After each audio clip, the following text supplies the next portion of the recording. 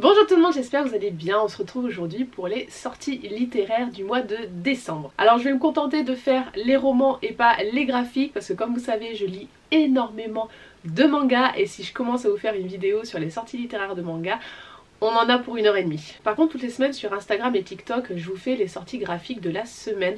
Je vais essayer de vous les mettre en short YouTube, faut juste que je change le format, faut que je vois comment faire parce que à la base ce sont des slides sur Instagram par exemple et sur YouTube en short on peut pas, donc faut que je transforme ça en vidéo et en plus c'est pas le même format. Bref, il faut que je regarde ça. J'en profite pour vous annoncer que je vais faire un calendrier de l'avant de vidéos pour le mois de décembre, c'est-à-dire que vous aurez une vidéo par jour du 1er au 24, j'espère que je vais réussir à tenir le rythme. Donc n'hésitez pas à aller voir ces vidéos pour m'encourager, à me laisser un petit like, un petit commentaire à chaque fois, même si c'est juste des emojis, ça me fera extrêmement plaisir. Je vous mets le lien des livres en partie plus information et d'ores et déjà n'hésitez pas à mettre un petit like, un petit commentaire, ça fait toujours plaisir et ça nous aide en tant que créateur. Dites-moi quelles sont les sorties que vous attendez ce mois-ci parce qu'évidemment moi je ne fais qu'une sélection, je ne peux pas tout vous citer, donc il y a peut-être des livres qui vous intéressent qui ne sont pas dans la sélection que je vous ai faite aujourd'hui. Et pour la majorité silencieuse, mettez-moi un petit emoji calendrier ou sinon ce que vous voulez, éclatez-vous. Le mois de décembre est assez tranquille niveau sortie, c'est toujours comme ça en fin d'année, je vous en ai sélectionné 20 je crois. On va commencer avec les nouveautés qui sont des one-shots, ensuite les nouveautés qui sont des tomes 1 et on va finir avec les suites de saga. On commence avec une romance, c'est L'amour vache de Bones Versetti chez Hugo Roman. On a Tamara qui a une exploitation laitière qui se retrouve en redressement judiciaire. Amaury est le mandataire judiciaire qui est en charge de ce dossier, lui qui est habitué à la ville, il se retrouve projeté à la campagne, il a vraiment pas envie. On est clairement dans une vibe L'amour est dans le pré. Le 6 sort chez Hachette Heroes, un nouveau Twisted Tale cette fois-ci sur Robin des Bois. Je n'ai pas trouvé la couverture française, j'ai pas eu de date confirmée, j'ai essayé de chercher un petit peu, je me demande si c'est pas un livre qui va être repoussé. En attendant, il est annoncé pour le 6. Si vous ne connaissez pas les Twisted Tales, ce sont les histoires Disney qui ont été réinventées, réinterprétées. En gros, c'est et si ça s'était passé autrement. Donc là, c'est et si Belle Marianne était hors la loi. Et pour terminer avec les nouveautés, sort le 12 chez Elexiria, Le bunker de Cassandre Gilles. On est sur une romance à suspense dans l'univers de la mafia. Lors d'une fête dans un hôtel luxueux, Églantine voit son amie se faire enlever sous ses yeux. Elle s'engouffre dans un taxi et le chauffeur n'appartient pas au palace, apparemment il est russe. Et il est pas très net. On n'en sait pas plus dans le résumé, on nous dit juste qu'il trempe dans l'illégalité. Elle, on sait pas trop non plus quel est son rôle dans cet univers mafieux. Ce chauffeur, donc Yuri, va a priori aider Églantine à retrouver son ami. Ils vont aller aux autorités pour dénoncer cet enlèvement. Sauf que, a priori, la mafia en veut à sa vie et ils vont s'échapper en Russie. Elle va se retrouver cachée dans un bunker en Russie où il y a des combats illégaux de MMA. Elle va devenir la kiné de Yuri et ensemble ils vont essayer de démanteler ce cartel russe et retrouver sa meilleure amie. On en a fini avec les nouveautés one shot, on passe aux nouveautés tome 1. Le 4 décembre en e-book et le 26 en papier sort La sorcière sans ombre, c'est le tome 1 de la saga Guide pratique des monstres, ça sort chez Bookmark dans leur collection Lost Kingdom. Je vais vous lire le résumé parce que là avec les noms je vais me planter. Fuir son passé est un art quand on est pourchassé par le tsar des monstres. En tant que sorcière dans la ville fortifiée de Tchernograd, Kozara a l'habitude de dompter les Rusalka, de combattre les Kikimora et de concocter des répulsifs à lycanthropes. Vous comprenez pourquoi j'ai voulu lire le résumé. Mais il y a un ennemi qu'elle ne peut vaincre, son ex, le Zmei, le tsar des monstres. Et après l'avoir défié une fois de trop, elle devient sa proie. Alors, quand une trahison impensable la pousse à troquer son ombre, source de son pouvoir, contre un passage dans la ville voisine, elle croit échapper à ses griffes. Mais derrière le mur, là où les monstres ne peuvent pas la suivre, elle est foudroyée par la maladie mortelle frappant les sorcières sans ombre, et le seul remède consiste à récupérer la sienne. Contrainte à un accord précaire avec un détective d'une intégrité suspecte, elle plonge dans une enquête où chaque indice est un piège, chaque allié potentiel un ennemi, et elle se voit forcée de retourner à Tchernograd. Dans une ville où chacun ne pense qu'à sa propre survie et où chaque choix peut être fatal, Kozara doit naviguer entre mensonges et trahison. Pourra-t-elle surmonter les fantômes de son passé et récupérer ce qui lui a été volé? ou deviendra-t-elle une marionnette dans le jeu cruel du tsar des monstres? Il me tente beaucoup celui-là. Le 4 décembre sort chez Alter Real une romance sombre, c'est Le Faucheur de Vegas, c'est le tome 1 de la saga Havoc of Sins et c'est de J.L. Drake. J'aime bien comment notre monsieur est décrit. Aux yeux du monde, je suis Grimgates, l'héritier d'un véritable empire hôtelier. Mais ce qu'ils ignorent, c'est que mes mains sont couvertes du sang des ennemis de ma famille. Impitoyable, sans cœur, mortel. Voilà ce que je suis, moi. Le Faucheur de Vegas. J'adore. Et du coup, a priori, quelqu'un veut le faire tomber, il ne sait pas qui.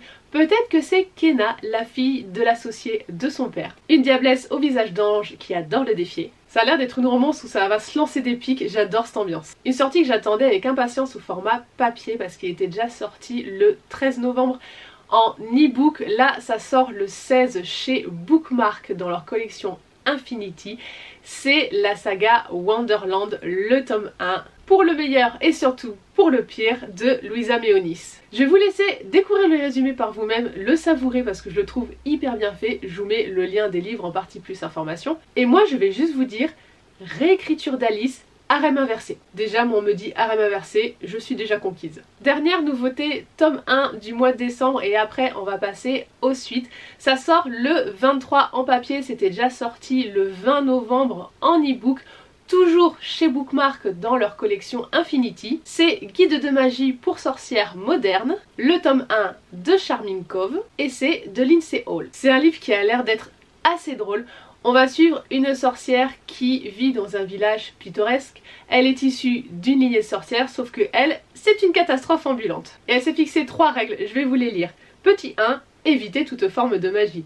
Petit 2, en cas de force majeure, évitez de participer à une compétition pour remporter la plus grande fortune magique d'Angleterre. Et surtout, petit 3, évitez à tout prix de tomber sous le charme de Callan Hawthorne, le sorcier milliardaire que tu détestes depuis des années. Celui-là il me tente énormément aussi. Maintenant on va passer aux suites de saga. Je ne vais pas vous faire le résumé des suites parce que ça serait spoiler les tomes 1. Sur toute la liste que je vais vous donner, il n'y en a que 2 où j'ai lu le ou les premiers tomes. Mais je vais pas m'attarder non plus dessus, sauf un. Je vais vraiment vous inciter à lire cette saga parce qu'elle est juste incroyable, c'est ma saga chouchou. Chez Bookmark, dans leur collection Lost Kingdom, sort le 4 en e-book et le 26 en papier, Le Seigneur des Braises, et c'est le tome 2 de la saga Les épreuves de la reine démoniaque de C.N. Crawford. Le tome 1 c'était La Cité aux épines, je vous avouerai qu'il me tente énormément, mais quand j'ai vu l'épaisseur du livre pour le prix, j'ai fait pas tout de suite. Le 4 chez Hugo Roman sort le tome 3 et dernier tome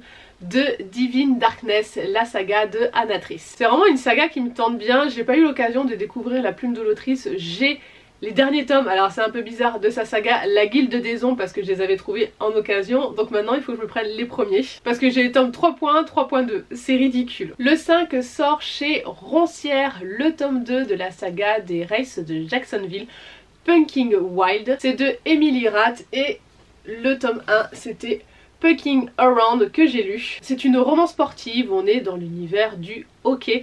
Le tome 1 c'était un harem inversé avec du polyamour, le tome 2 c'est un trouble. Toujours le 5 sort le tome 2 de la saga Le baiser amer des étoiles qui se nomme L'emblème de nos voeux. C'est de Roshani Chokshi et je suis sûre que j'écorche son nom, je suis désolée, chez Sabran. Je vous avouerai que cette saga m'attirait pas plus que ça, donc dites-moi ce que vous en avez pensé pour savoir si je me lance ou pas. Toujours le 5, il y a une petite saga jeunesse chez Saxo, c'est un tome 4 qui se nomme Le phare au bout des mondes, c'est la saga La maison à l'orée de la magie et c'est de Amy Sparks. Une petite saga jeunesse avec de la magie, ça a l'air super chouette, j'ai pas pris le temps de me pencher dessus mais je pense que je le ferai. Le 5 chez Sabran sort un tome 2 de Chloé Gong, c'est Cruel Cœur Chasseur, la suite de Cruelle Dame Fortune. De mémoire ça se passe dans la Chine début 20e, on a une nana qui par une expérience va réussir à se soigner, à s'affranchir je crois du temps, elle doit être immortelle ou un truc comme ça,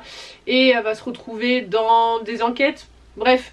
Le pitch m'avait pas hyper hypé, donc dites-moi si ça vaut le coup. Par contre, cette saga chez Roncière, il faut absolument que je la découvre. Ça sort le 5, c'est The Bluff, le tome 2 de la saga Calamity Montana. C'est de Daphne Perry et le tome 1 c'était The Bribe. Le résumé m'avait hypé, en plus je trouve les couvertures super chouettes. Oui, je juge un livre à sa couverture. J'ai déjà une palle énorme, mais bon, celle-là, elle y passera. Dernière sortie du 5 décembre, ça se passe chez Lumen. C'est le tome 9.5 de la saga Gardien des Cités Perdues de Shannon Messenger. Cette saga, c'est une honte, je l'ai toujours pas commencé. Ça fait longtemps que j'ai les 3 premiers tomes plus le 8 parce que je l'avais trouvé d'occasion, donc j'en avais profité, je l'avais pris dans ma pile à lire. Ça fait je sais pas combien de temps que je me dis qu'il faut que je sorte le tome 1. Je l'ai mis dans le défi des 24 livres de 2024. Je le mettais dans des packs, bref, j'arrive pas à le sortir. Peut-être parce que je trouve la saga hyper longue et que, a priori, des retours que j'en ai eu, ça a tendance un petit peu à s'essouffler, donc c'est peut-être pour ça que j'y vais à reculons. Mais c'est une saga qui a l'air chouette et ça sera un livre qui, je pense, plaira à ma fille quand elle grandira, parce que pour l'instant elle est encore un peu petite. Mais bon, je commence à lui constituer une petite bibliothèque de romans. En fait, c'est tous ces jeunesses que j'ai lus que de base je ne souhaitais pas garder parce que voilà, je ne les relirai pas, mais je les garde pour elle et Gardien des Cités Perdues, je pense, en fera partie. Allez, il nous reste 5 sorties. Le 6 sort chez La Martinière Fiction, Fille du Destin, le tome 2, Les Disparus de Nancy, et c'est de, je vais écorcher son nom, Kika Adzopoulou. Ça me tentait bien parce qu'a priori on est dans de la réécriture mythologique, ou au moins une inspiration. Parce qu'on parle de Io, techniquement c'est la mythologie grecque, donc voilà, je pense qu'il y aura une inspiration de cette mythologie. Et si ça se trouve, je me plante complètement et c'est pas ça, dites-moi. Le 12 décembre sort Les Oiselles Sauvages, c'est la suite des Oiselles de Nuit. C'est de Kate J. Armstrong et ça sort chez